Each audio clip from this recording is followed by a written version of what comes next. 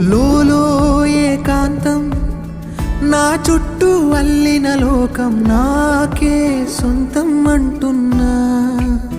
విన్నారా నేను నా నీడ ఇద్దరమే చాలంటున్నా. రాకూడదు ఇంకెవరైనా.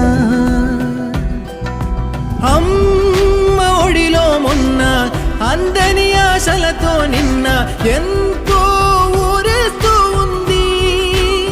జాబిల్లి అంత దూరానున్న వెన్నెలగా